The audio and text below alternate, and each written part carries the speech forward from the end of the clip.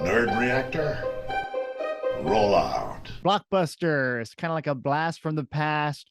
Netflix. It's a whole weird dynamic. So I, Really? I don't know what you're talking about. How do you mean? Can you elaborate? I'm pretty sure the show does a good job of elaborating on that. Yes. And Yes. so my question would be for the process of the casting. So what was that like for both of you? Like who started first, and what was the I guess the chemistry read? What was that like? Well, there was no chemistry read. I mean, I got Looking back, it was a little of a leap of faith It on their was. part. It really was. I mean, it was. I think I was the first cast, and shortly after came Melissa, and then all the pieces kind of just started forming around us, and it was. I mean, we're both we've worked in this kind of comedy sitcom kind of space, so I think they knew what they were dealing with there. So there wasn't really there wasn't a chemistry read or anything like that. It was just kind of like, let's just hope these two get along, I feel like I do remember an early Zoom where we were like reading through stuff that there was like not relief, but just like, excitement of like, oh, even on Zoom, like they have chemistry. Yes. But I'm sure there was like some relief in that too. Yeah, but I think that was after, right? You got the job. Yeah, it was after. Yeah. I had already said yes. They were stuck. And was like another relief knowing like, oh, maybe these two are big fans of Blockbuster back in the day.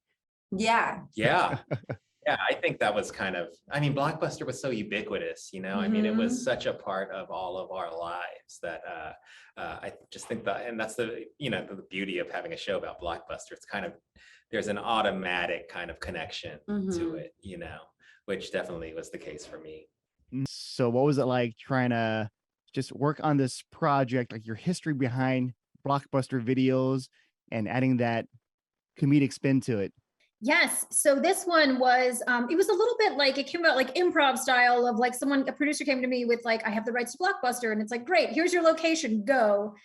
And then, I just first started by thinking about who's the type of person that would work at a Blockbuster, much less like run it in 2022. And the voice in my head I heard was Randall Park. And so it was written, that character, Timmy, was written in like the pitch. It says like, think Randall Park. But we were told it's like, there's no world where we get Randall Park. And then here we are. So that was kind of how it started, is having that one sort of anchor piece. And then a little bit, the rest of the characters were, I mean, this was peak pandemic. I lived by myself. And so I think it was kind of just me putting together kind of like a fantasy team of people in my life that I was missing. So like Olga, Meredith is playing Connie, it's my mom's real name. And it's like very much based on her.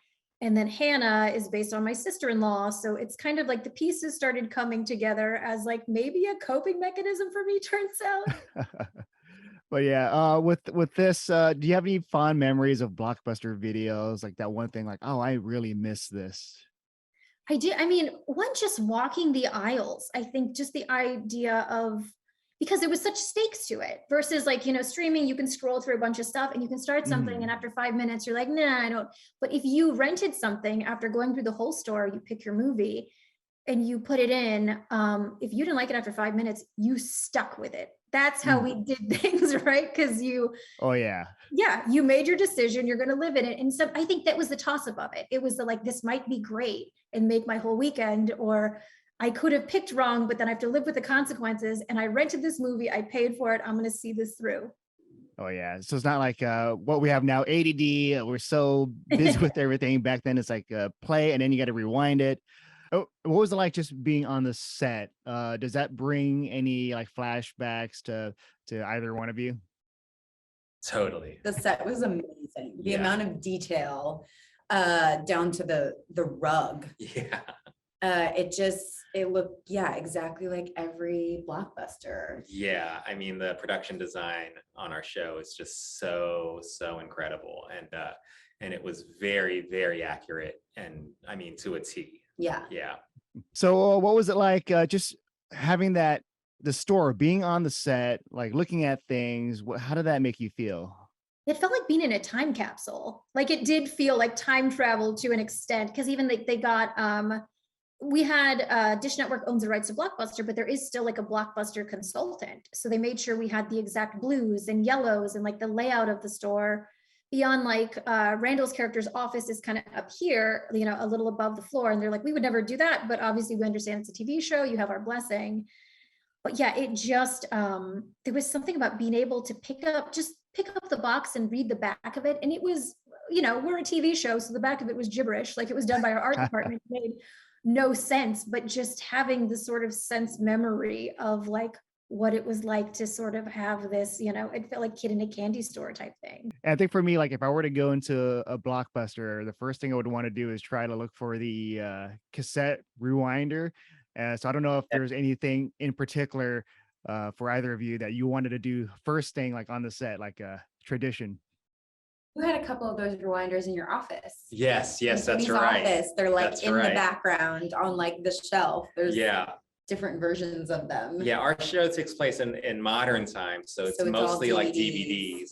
But there is like the back room, you know, and the office, and then you could see a lot of the older stuff, you know, and including those VHS tape rewinders. And I think there's like a please be kind rewind that's sign, right. like somewhere hidden in the background too. That's right. Yeah.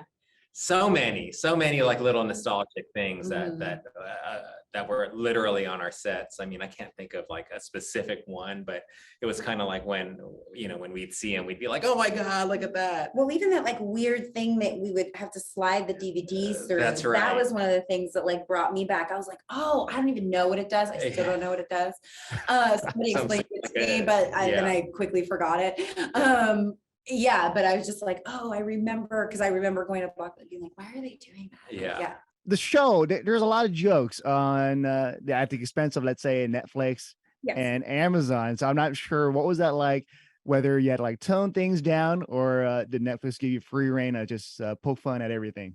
They were pretty good about it. Like they, you know, because we all knew the show we're making and for who. So yeah, like we got to do like the Great British Bake Off thing, you know, at the beginning. And then it's like, isn't it ironic that when the hands are all in, like Eliza's sort of speech about how like the once large corporation is now, like, I think it was important to me that we address that stuff and not just be like, nothing, you know. But yeah, they were pretty good. And as far as like the Amazon thing, honestly, I think that just came from the smiling box, like just in the writing of that the smiling box lent itself to being able to compare to like the difference between in person and something left on your door. Like, it wasn't like an open, I wasn't looking for to fire shots at Amazon, but just sort of the poetry of it worked.